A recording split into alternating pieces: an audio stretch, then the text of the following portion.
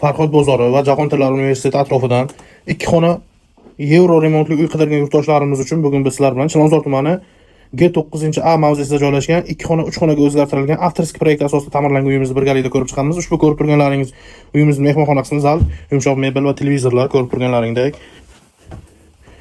Bu yerda balkon qismimiz oshxona qismiga o'zgartirilgan. 2 ga 6 balkonimiz.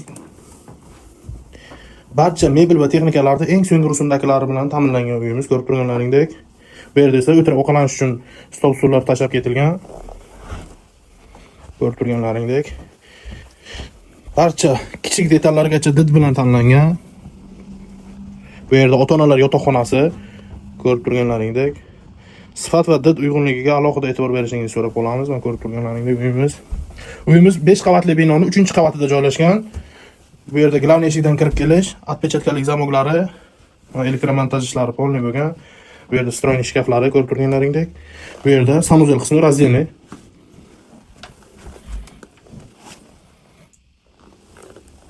Bu yerda esa bolalar xonasiga o'zgartirilgan oshxonamiz.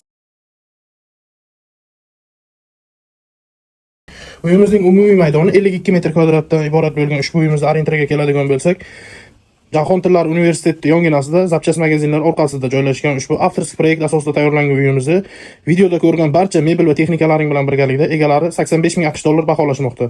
Sunnatiga ozgina o'tib beriladi.